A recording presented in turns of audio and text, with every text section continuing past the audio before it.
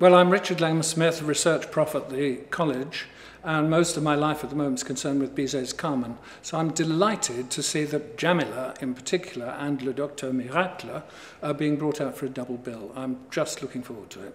Well, I've spent a lot of time editing Carmen and finding out about the Spanish sources. I wish I had time to do the same with Djamileh, which is really one of my favourite little pieces of Bizet.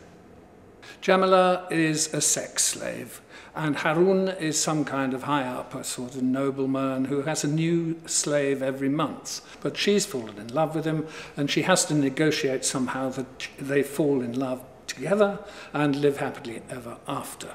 Well, she does this with the help of a minor character, Splendiano. I won't go into the details, but it does end up with a love duet, and off they go into the sunset. So, wonderful tale. It dates from just before Carmen, and it's an extraordinary step forward in Bizet's interest, all through his life really, in fusing the romantic opera comique style with things brought in from other musics. Maybe Spanish, like in Carmen, there's even a Portuguese piece, but on the whole, it doesn't matter where it is, Mexico or the Middle East or the Far East or Cairo in this case. There's a sort of all-purpose Oriental music which he fashioned and manages to fuse into romantic music. And of course, Djamileh and Harun, when they walk into the sunset, have a real conventional love duet. The most Oriental bit in it is the gazelle, which is just an Oriental dance.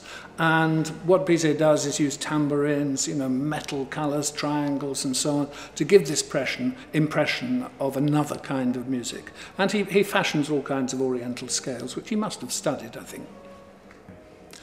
Djamileh is part of the opera comique tradition, and indeed it was performed first at the opera comique. But comique in this sense doesn't have anything to do with funny. What it actually means is it's from the word comédien, which means an actor. And so, in fact, in the original performance, there was a lot of spoken dialogue as well. But of course, the other thing is the decor, because the opera comique did wonderful decors, and this has such a scope for a sort of harem-like luxury decor, perhaps with quite a lot of detail from what we know about ancient Egypt. After its premiere in the 1870s, it wasn't actually performed again in Paris until 1938, although there was a taste for it abroad. So it's quite a rare occasion to see this. I've only seen it once. I'm so much looking forward to it.